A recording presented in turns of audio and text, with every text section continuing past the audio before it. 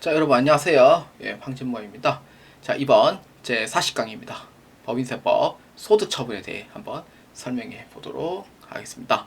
자, 법인세 계산 구조 및 법인세 소득처분에 대한 설명이고요. 이 내용이 여러분들 3장부터 6장까지 다 끌고 가는 내용으로 보시면 되기 때문에 특히 이 부분에 대해서 조금 집중해서 들어주셔야 될 필요가 있습니다. 그렇기 때문에 제 2장에 해당하는 부분에 대해서 한번 보도록 하겠습니다. 자, 첫 번째 줄. 법인세법 본론으로 들어가기 전 법인세법은 법인세법만에 조정하여 수익 비용으로 인정하거나 인정하지 않은 경우도 있고, 두 번째 줄. 법인세법에 없는 것은 기업 회계 존중에 의하여 기업 회계 처리 방법을 수용하고 있다. 자, 여러분들 이거 조세법 청문회에서 배운 바가 있어요. 국세 부과의 원칙에서 그 오른쪽 라인 있잖아요. 거기 이제 소득 가세 적용 금지, 공무원 재량의 한계, 그 다음에 잊어버렸다. 기업에게 존중. 하나 잊어버렸어요, 갑자기. 그래가지고 거기 중에 하나가 기업에게 존중이에요.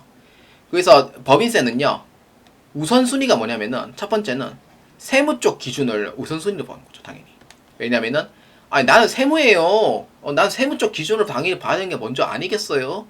라는 의미로 이제 세무 기준이 1번이고, 그러니까 세무 기준이 있다면은 무조건 이걸 따라줘야 됩니다. 적용시켜줘야 돼요. 무조건. 세무 기준이 있다면은. 근데 만약에 두 번째가 세무 기준이 없는 게 있어요. 모든 기준이 다 있는 게 아니에요. 모든 기준이. 뭐 복리후생비가 세무 기준에 있다면은 그거 적용하면 되고, 없는 것도 있단 말이에요. 어떤 사항에서. 그래서 세무 기준이 없다면은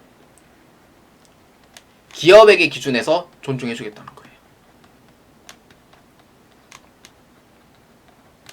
그러니까 기업에게 기준에 해당하는 IFRS에 해당하는 그 회계 처리 방식을 우리는 수용하겠다라는 의미가 되는 거예요. 그래서 무조건 첫 번째는 법인세 세무 기준이 있다면은 무조건 이 세무 기준에 따라 주셔야 됩니다. 왜냐면은 세무가 홈그라운드거든요. 그 다음 두 번째는 우리 기준이 없는 건데 기업에게 기준 존중해 되겠습니까? 라고 하면은 기업의 기준도 사실 그걸 따라주는 거죠. 그렇기 때문에 이러한 의미로 해석해 주시면 돼요. 그렇기 때문에 두 번째 줄 끝에 법인세법에서 여기 조정해야 되는 경우도 있기 때문에 조정함으로써 각 개인에게 소득세를 부과하는 경우도 존재를 하게 돼 있어요. 그러니까 세법의 기준과 기업에게 기준이 안 맞잖아요. 우리 세법에서는 이렇게 해서 적용을 해줘야 되는데 기업에게 기준에서는 KASB에 의해서 이렇게 해서 적용을 했는데 안 맞는 거잖아요. 그러니까 우리는 이쪽 기업의 기준 적용한 거를 세무 쪽 적용으로 옮겨줘야 돼요. 그렇기 때문에 이러한 사항에 발생하는 조정이 있어요. 뭐라 부르죠? 그렇죠. 세무조정이라고 부르는 거예요. 그래서 우리의 주 메인은 뭐냐? 세무 기준에 있는 거를 세무 기준에 따르되 그 기준이 다른 경우에는 조정을 해라 라는 의미로 보시면 돼요. 오늘의 메인입니다. 그렇기 때문에 세 번째 줄 끝에 보시면은 법인세 소득 처분 및 법인세 계산 구조에 대해서 알아보기를 하고요. 조정은 신고 조정과 결산 조정으로 나누어집니다. 그래서 기업에게 기준과 세법 기준이 적용이 다르다라고 하면은 세무 조정을 실시를 해야 되는 거고, 세법 적용과 같고 세무 기준이 같으면은 다시 할게요. 세무 기준이 같고 회계 기준이 같으면은 굳이 조정을 안 해도 됩니다. 그리고 세무에서 없는 거는 그냥 올바르게 했다 판단하고 기업에게 기준에 의해서 조정을 하지 않는다, 이렇게 보시면 돼요. 그래서 이러한 내용을 세무 조정이라고 부르고 있다라고 보시면 돼요. 우리는 세무 조정에 대해서 배울 거고요. 모든 개정 과목이, 그러니까 개정 과목이 수익 비용에 해당하는 개정 과목이 대략 한 4, 50개가 있으면은 4, 50개를 다 적용하는 게 아니고 필요한 것만 조정을 하면 되고, 실질적으로 조정을 하는 거는 20개도 안 돼요. 그렇기 때문에 진짜 내가 필요한 부분이라고 봤을 때 조정을 해야 된다 라고 하면은 그 부분은 이제 3장과 4장에서 아마 설명을 하게 될 겁니다. 그래서 오늘은 이 법인세 계산 구조, 그 다음에 세무 조정, 그 다음에 소득 처분이 어떠냐 대해서 한번 보기로 하는 겁니다.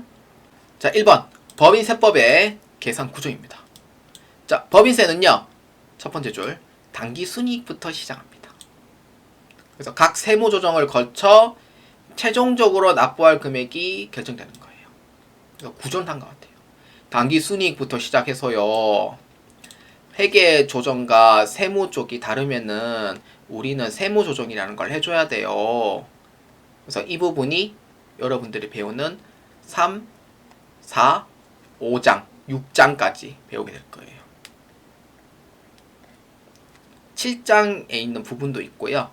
그래서 3에서 6장은 여러분들이 이 세무 조정에 해당하는 가산 조정과 차감 조정에 대해서 배울 거예요.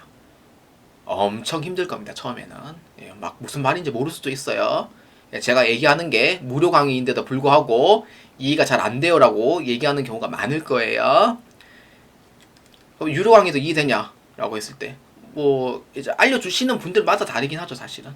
그래서 어떤 분은 이해가 빠르고, 어떤 분은 이해가 느리는 부분도 있기 때문에, 그래서 최대한 쉽게 설명을 하려고 노력은 하는데, 그게 좀 잘 안 될 수도 있어요.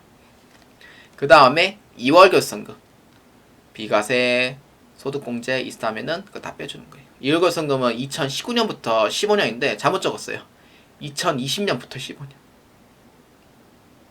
네.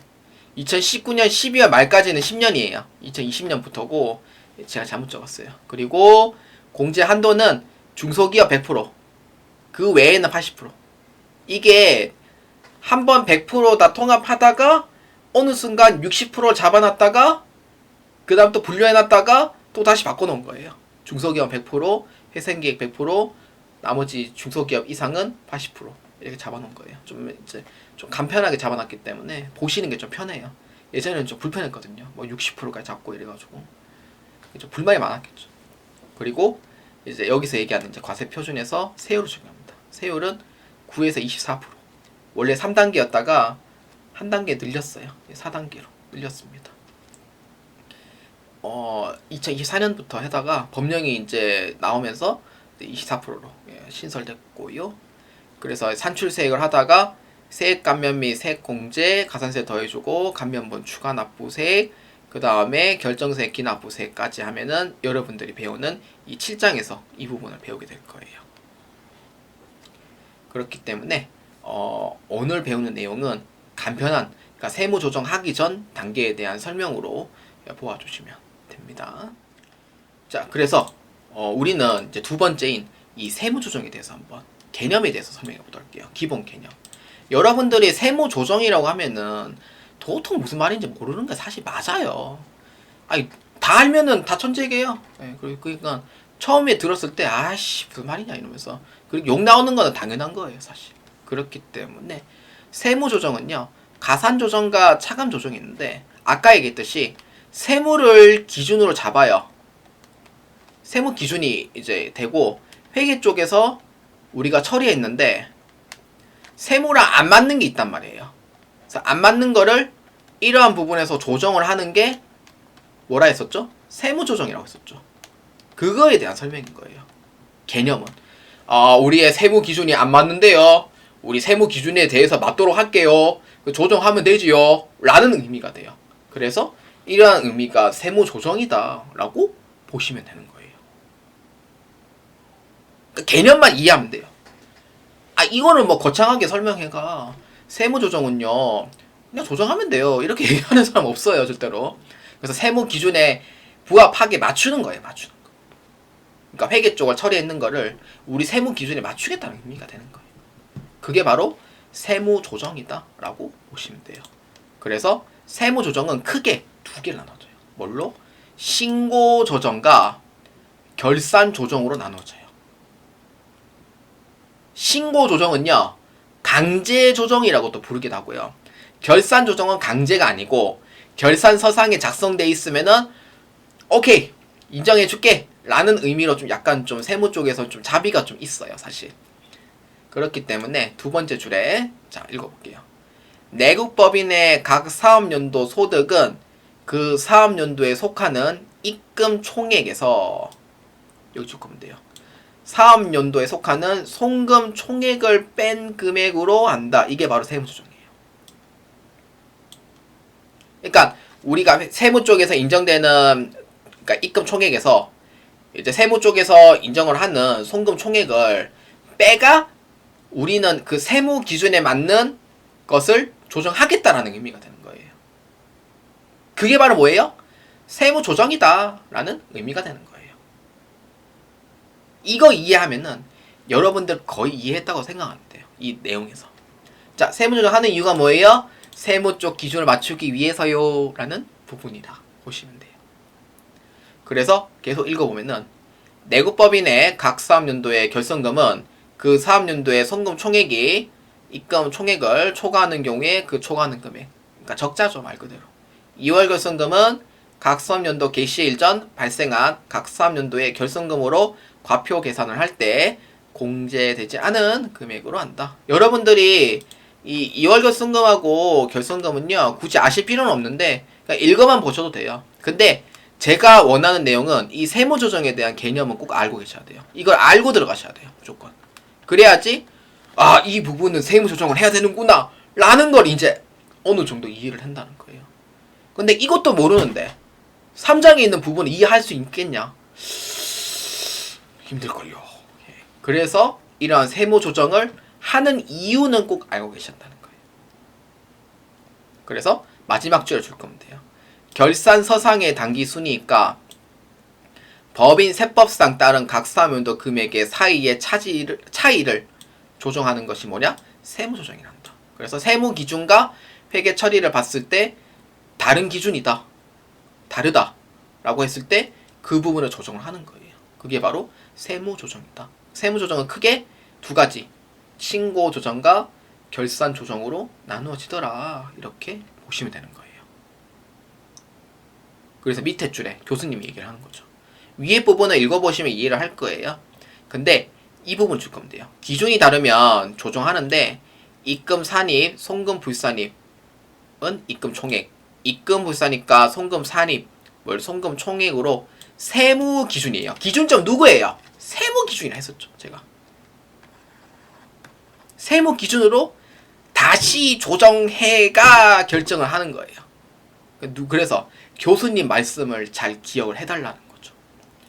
자, 그러면은 반복적이지만 다시 얘기할게요. 자, 세무조정은 어떨 때 처리해요? 세무 기준에 의해서 처리를 합니다. 라고 얘기를 하는 거예요. 그래서 그걸 뭐라 하냐? 세무조정이다. 라는 부분이죠. 세무조정의 조정은 두 가지. 뭐예요? 신고조정과 결산조정이 있다. 이렇게. 이 내용만 이해하시면 됩니다.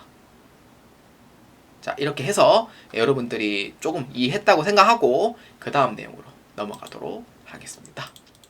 자, 그 다음 세 번째. 결산조정과 신고조정입니다. 자, 우리 아까 세무조정에 대한 내용을 얘기를 했죠. 세무상 기준 맞춰야 된다고 얘기를 했었죠. 제가 반복적으로 얘기한 이유가 뭐예요? 법인세는요, 한 번에 이해하기가 엄청 어려워요. 진짜로. 그렇기 때문에 계속 반복적으로 얘기를 할 겁니다. 계속. 듣기 싫으시면 뭐 다른 강의 찾으시면 되니까 저는 상관 안 합니다. 저는. 그렇기 때문에 제가 반복적으로 얘기를 하는 거는 여러분들께서 좀 이렇게 해서 자연스럽게 좀 알기 위함이니까 좀 법인세법에서는 좀 이해해 주시기 바랍니다. 자, 그렇기 때문에 조정은 크게 두 가지, 결산조정과 신고조정을 나눈다고 했었죠. 그럼 결산조정은 뭐냐? 한번 얘기해 볼까요? 결산조정은 결산서상 계정 과목 및 금액이 반영되어 있어야지만 인정받을 수 있다. 그러니까 이거예요. 제가 K랩 한번 켤게요. 자, K랩 프로그램이고요. 손익계산서 클릭하겠습니다.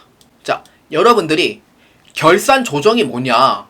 이거에 대해서 이제 설명하는 거예요. 결산조정은요, 여러분 판매비와 관리비 한번 잘 봐주세요. 판매비와 관리비 쪽에 계정 과목이 있어요, 없어요? 존재하죠. 계정 과목에 존재하고 금액도 어떻게 되어 있어요? 다 입력되어 있죠. 그러면 이게 결산서상에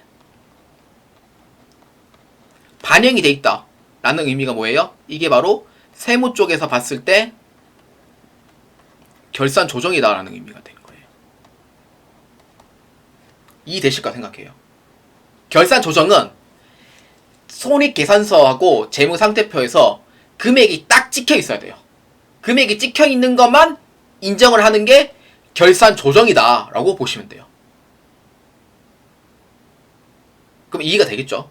근데 신고 조정은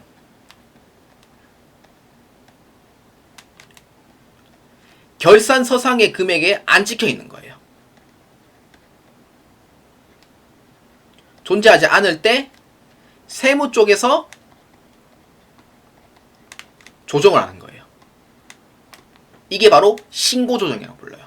그래서 결산 조정은 결산서상에 반영되어 있는 부분은 네, 일부 인정해 드릴게요 라는 의미가 되고, 신고 조정은 결산서상에 금액이 없네? 세무에서는 우리 다 이거 넣어야 되는데, 그러면은 강제로 넣는 거예요. 그래서 이거를 존재를 하도록 이제 입력을 함으로써 세무에 맞춰서 조정하는 거예요.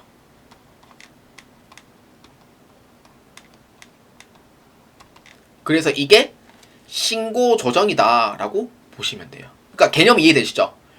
결산 조정은 아까 손익계산서에 봤을 때 결산의 금액이 찍혀져 있는 금액이고, 신고 조정은 결산서상에 금액이 없어요. 근데 우리 세무에서는 수익이 아닌데 수익으로 인정을 해야 돼. 그래서 이 금액을 작성을 하는 거다. 어떻게? 세무에 맞추어 조정을 하는 거예요. 이게 바로 신고 조정이다 라고 보시면 됩니다. 자, 그렇기 때문에 이렇게 이해를 해주시면 되겠고요. 자, 그렇기 때문에 줄 한번 꺼볼까요? 오른쪽에 신고 조정은 결산서에 과소계상된 경우 반드시 조정을 해야 된다. 그래서 강제 조정하게 되는 것이다. 그러니까 없는 거죠. 그러니까 이제 과소계상돼 있다는 거는 아까 얘기했듯이 존재하지 않는 금액인 거예요. 그러니까 결산 조정은 결산서상 금액이 있네? 라는 의미고, 신고 조정은 금액이 없는데요. 그러니까 없으니까 과소계상된 거잖아요. 그래서 이러한 부분에 반드시 금액을 이렇게 이제 입력을 해서 강제로 조정을 시키는 거예요. 이게 바로 신고 조정이다 라고 보시면 돼요. 그래서 입금에 해당하는 부분, 입금은 수익 쪽 생각해 주시면 돼요. 그래서 신고 조정 사항이에요. 무조건 과소돼 있든 무조건 신고해 줘야 돼요. 금액이 많든 적든 우리 세무 기준에 맞춰야 되고. 근데 송금은 약간 좀 부드러워요. 부드러운 부분. 그러니까 비용이 없는데 이제 있는 그 만들어야 되는 부분 있잖아요. 신고 조정이고. 그러니까 없는 금액을 넣어주는 거. 근데 송금에 결산서상 있네요. 그럼 결산 조정 사항이 되고, 없는데요? 라고 돼 있으면은 신고 조정 사항이다 라고 보시면 돼요. 그러니까 보실 때 어떻게 보냐면은 입금은 무조건 신고예요. 그러니까 입금은 결산 조정이라는 게 없어요. 무조건 신고 조정이에요. 왜냐? 입금이 올라가면은 이게 세금을 더 많이 뽑아낼 수 있기 때문에 세금을 줄이는 거에서 이제 생길 수도 있으니 결산 조정은 인정 안 해요. 신고만 인정을 해요. 근데 송금은 비용이기 때문에 비용이 올라가면은 세금이 내려가기 때문에 되도록이면은 인정을 안 해주려는 것도 있어요. 너무 과하게 있는 부분. 그러니까 이러한 부분에 신고 조정이 있고, 그 다음에 이제 기업에게 존중에 의해서 결산서에 찍혀 있는 것도 이제 찍혀 있다라고 하면 인정을 해주되, 이러한 부분에서 너무 과하다, 아니면 너무 적다, 이럴 때는 조정이 들어가는 거죠. 이 금액 맞추어서, 세무 기준에 맞추어서. 그래서 이러한 결산 조정 사항과 신고 조정 사항이 있다라고 보시면 돼요. 그래서 정리하자면 이렇게 돼요. 입금은 결산 조정 사항이 없고요. 송금은 결산 조정 사항이 있다. 이렇게 보시면 되는 거예요. 그래서 결산 서상에 찍혀져 있는 거는 인정해주되, 금액이 모자라요, 금액이 많아요, 이럴 때는 조정을 해야 된다. 그래서 뭐냐? 신고 조정 사항이다 라고 보시면 됩니다. 자, 그래서 우리는 이제 신고 조정 사항과 결산 조정 사항에 대해서 이제 세무 조정을 하는 이제 그러한 기초적인 내용은 설명을 했어요.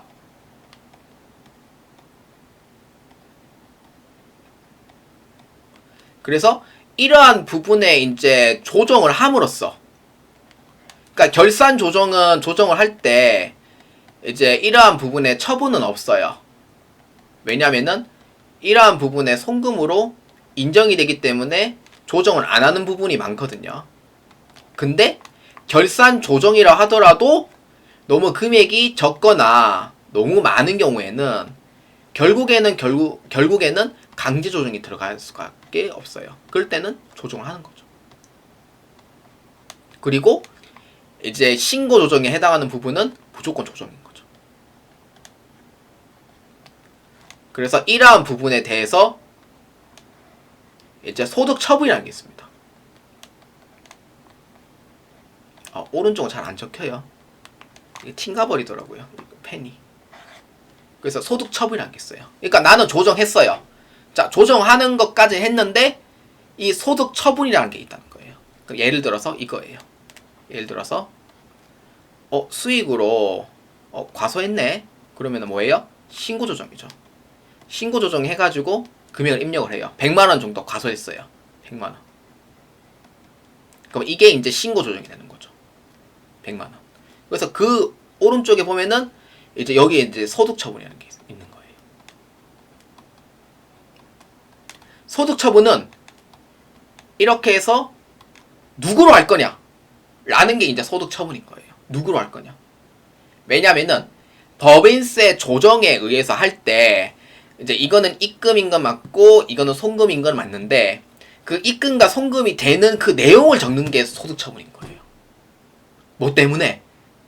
이유를 알아야 되는 거죠. 소득 처분한 이유. 그 이유를 여기에다가 작성을 하는 거예요. 뭐 때문에? 수익이 과소되는 100만 원은 뭐 때문에? 그 이유를 적는 게 소득 처분인 거예요. 그래서 이러한 소득 처분에 대한 얘기는 다음과 같은 거예요. 어떻게? 법인세법이 기속자에 따라 유보, 그 다음에 기타 사외 유출, 그 다음에 기타 상여, 배당 등으로 구분합니다. 아, 선생님 머리 아픈데요. 벌써부터. 맞죠? 머리 아픈 거 맞아요. 맞아요.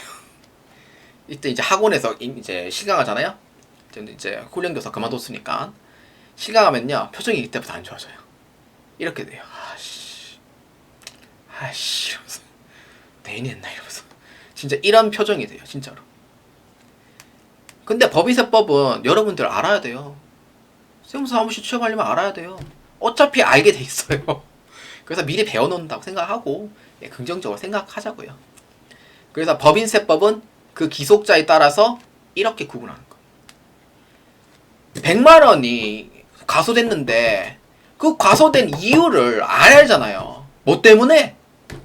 그래서 유보냐 아니면은 기타 사회 유출이냐 기타냐 상여냐 배당이냐 이렇게 해서 이러한 부분에 그러한 이유를 알고 소득 처분을 넣자라는 의미인 거예요. 이해되시죠? 그러니까 소득 처분한 이유가 뭐예요? 그러니까 어떤 사유인지 그걸 알고 알자라는 의미인 거예요. 회사에 보유하고 있냐 나갔냐 이거에 대해서 이제 보는 거예요. 그 이유는 자 이유는 100만 원 과소했어요. 자 매출 과소해요. 자 그러면은 나갔을까 아니면은 그대로 있을까 라는 의미인 거예요. 이거에 대한 이유를 파악을 해서 소득 처분하는 거예요.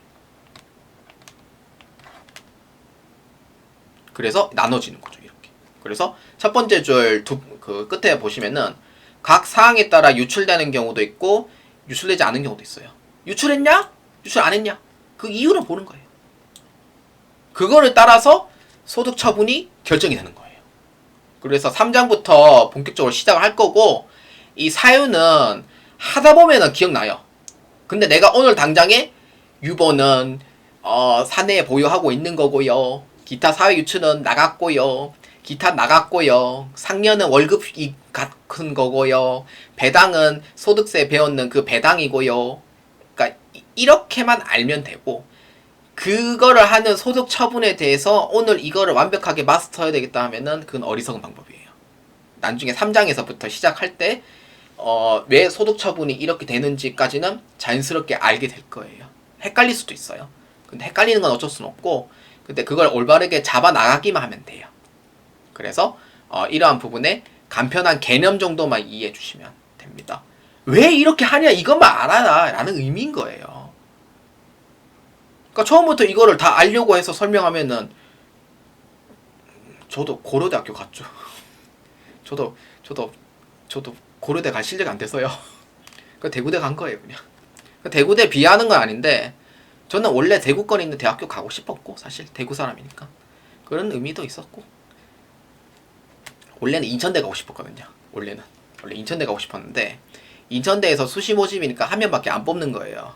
안 했어요. 대구대에서 회계 세무학부 10명 뽑더라고요. 거기에 한 번에 합격한 거예요. 후보 없이. 여기면 되겠다 해가지고 그냥 신청한 거예요. 자, 이렇게 봅시다. 저는 제가 다닌 대학교는 후회하지 않습니다. 자, 1번 소득처분의 개념에 대해서 이제 설명해 볼게요. 아까 얘기했던 거랑 똑같은 거예요. 첫 번째 줄에 결산서상 당기순이익은 상법에 따른 이익처분에 따라 그 기속이 결정이 되며 사내유보와 사회유출 나눠져요. 크게 사내유보와 사회유출요. 그러니까 사내유보라는 게 뭐냐면은 사내가 뭐예요? 그렇죠. 회사 내부. 그래서 이거를 사내라고 불러요. 줄여서. 그러니까 사회유출은 회사 밖 이렇게 유출. 그래서 회사 내부에 있는 거는 뭐라 부르냐면은 유보라고 불러요. 유보. 우리 그 유보란 얘기 신문에 몇 번 들은 바 있을걸요. 특히 재무 쪽 관련해서. 유보라는 의미는 그러니까 이거예요. 조선시대에 보면은 이제 창고 같은 거 있잖아요. 창고에서 보면은 이렇게 이제 쌀이 있잖아요. 쌀. 곡간. 이러한 부분에 이제 곡간이라고 부르잖아요. 이 곡간에서 계속 이제 정립을 해놓는 식으로 놔두는 게 이걸 유보라고 불러요. 그러니까 유출된 게 아닌 거죠. 곡간에 계속 그 쌀이 그대로 있으니까 이게 유보라는 의미가 되는 거예요. 그 다음에 회사 밖의 유출은 기타 사외 유출. 외라는 뜻이 뭐예요? 한자어로 밖이라는 뜻이잖아요. 밖에 유출, 나갔다. 사외 유출. 근데 기속자는 누구인지는 안 밝히겠다는 의미가 기타 사외 유출이고 기타하고 기타 사외 유출은 다릅니다. 기타 사회 유출은 누구인지는 안 밝힐 테니 나간 것만 하겠다는 의미고 기타는 그 사람에게 기타 소득까지 또 부여하는 거예요. 그러니까 법인세에서 소득 처분한 거를 개인에게도 부과하겠다는 의미예요. 이중과세예요. 말 그대로. 이거는 법인세와 개인은 엄연히 다르기 때문에 이중과세 성립해도 상관없습니다. 그래서 상여는 뭐예요? 여러분들이 아시는 상여금. 그러니까 사람이죠. 휴먼 생각하시면 돼요. 닌겐. 휴먼 생각하시면 돼요. 배당은 뭐예요? 배당소득이요. 우리 그 배당가산소득 그라스업 배웠죠. 그거에 대한 부분. 그라스업 배웠죠. 소득세법에서 아시면 기억날 거예요. 이거지 이러면서. 자, 그럼 물어볼게요. 자, 회사의 곳간에 있는 거는 유보니까 안 나간 거로. 오케이. 기타 사회 유출은 나갔긴 나갔죠. 사외 유출. 나갔다. 라는 뜻이고 기타는 뭐예요? 기속자가 누구인지는 안 밝히겠다는 의미로 보시는 게 기타 사외 유출이라고 불러요. 대체로 이제 뭐 세금이라든지 기업 업무 추진비에서 많이 쓰이는 거고 기타는 그 나갔긴 나갔는데 약간 자본 쪽 생각하면 돼요. 나갔긴 나갔는데 약간 자본 쪽 생각하면 돼요. 그러니까 간략하게 마시면 되고 그 다음에 배당은 말 안 해도 아시죠? 배당금. 배당금. 그럼 상여는 뭐예요? 여러분들이 이제 월급 받는 상여금 같은 거 생각하시면 돼요. 나간 거예요? 들어온 거예요? 배당도 나간 거죠. 현금 배당 나갔죠. 주식 배당은 나가긴 나가요. 근데 나갔진 않았지만 주식 배당은 나가긴 나가죠. 그래서 처분하면 나가는 거죠, 당연히. 그 다음에 상여는 돈이 나가요, 안 나가요? 돈이 나가는 거잖아요. 그래서 크게 사내유보와 사회유출로 나누면서 이렇게 조식도 같은 거 그리면은 사내유보는 유보 하나뿐이고 사회유출은 기타 사회유출, 그 다음에 기타, 그 다음 배당, 상여 이렇게 네 가지로 나누어진다. 이렇게 정리해 주시면 됩니다. 자세한 거는요 3장부터 설명할 때 그때 또 설명을 할 거예요. 그래서 오늘은 기본 개념, 왜 이게 소득처분을 하는 건지에 대해서 제가 계속 강조하잖아요. 그 부분만 이해해 주세요. 무조건. 자, 그래서 정리하자면은 이렇게 되는 거예요. 사내 유보라고 되어 있죠. 유보는 회사에 유출되지 않고 보유되는 경우. 그 다음에 기타는 제가 잘못 얘기한 게 이 기타는요 자본에 대한 기타예요. 제가 설명 잘못했네. 이 밑에 있는 기타는요 기타 소득에 대한 얘기예요. 이건 유출이에요. 그러니까 설명을 나눠야 되는데 제가 통합해서 설명해 버렸네요. 자, 이렇게 해서 보시면 됩니다. 그래서 이거를 법인에서 이제 어떠한 이유로 소득 처분을 했는데 이러한 부분에 개인에게도 한 번 더 부과를 하는 거예요. 이중과세인 거예요. 결론은. 그러니까 이렇게 나누어진다. 꼭 정리해 주시길 바랍니다. 자, 본론입니다. 자, 여러분들 이 서식에 대해서 좀 설명해 볼게요. 법인세 계산 구조에 대해서 설명을 했고요. 그 다음에 세무 조정을 하는 종류에 대해서 설명을 했어요. 사실 얘기한 거는 세 가지밖에 안 돼요. 세무 조정을 하는 거에 대한 종류에 대해 설명을 했고, 그거에 따른 세무 조정을 했는데 누구에게 그런 어떠한 이유로 소득 처분을 할 거냐에 대해서 설명을 했잖아요. 그거밖에 없어요. 오늘 설명한 내용은. 그래서 이러한 서식은 이제 이 한 장이 주 메인이 됩니다. 자, 이렇게 되는 거예요. 이제 법인세 가표 및 세액 계산 신고서를 이제 이게 제일 앞장에 이제 나오거든요. 법인세 신고할 때.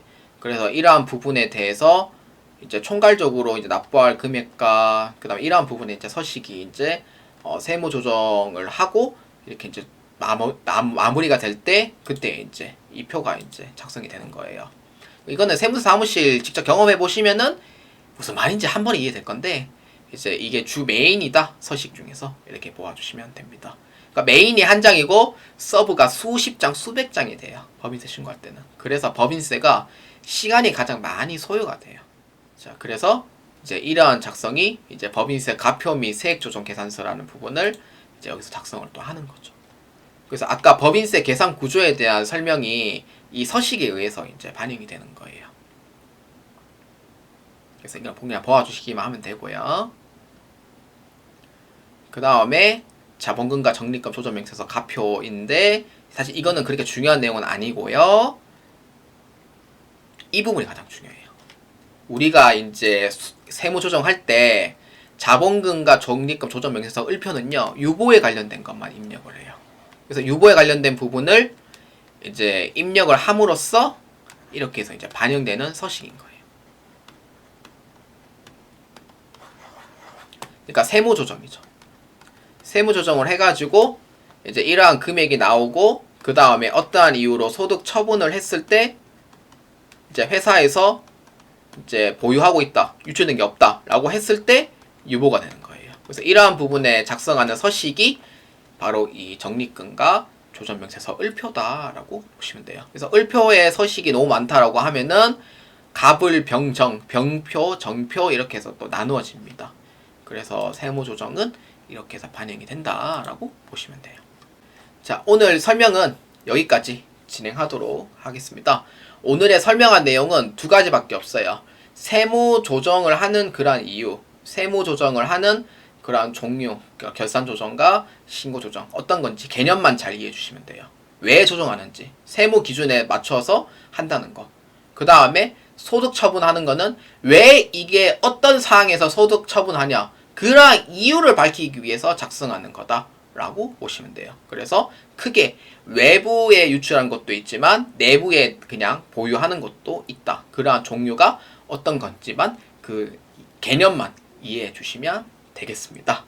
자, 오늘 내용은 여기까지 진행하도록 하겠습니다. 여러분들의 많은 도움이 되시길 바랍니다. 법인세법은 한 번에 보는 게 어렵습니다. 그렇기 때문에 제가 얘기했듯이 계속 반복적으로 똑같은 얘기를 계속 하게 될 거예요. 그래서 그러한 부분이 싫다면 다른 강의를 보시는 것을 추천드리고요. 제 강의가 이러한 반복적인 부분에서도 자연스럽게 좀 익혀지겠다라고 하시면은 저를 믿고 끝까지 한번 법인세법을 한번 도전해 보시기 바랍니다. 회의관리 1급 법인 세법은 총 18문제로 구성되어져 있습니다. 문제가 어렵지 않기 때문에 큰 틀을 위주해서만 진행을 하니까 아마 모의고사 연습할 때도 그렇게 어렵지 않게 하실 수가 있을 겁니다. 저는 여기까지 진행을 하고요. 다음 41강에서 뵙도록 하겠습니다. 여러분들 보시는데 매우 감사합니다.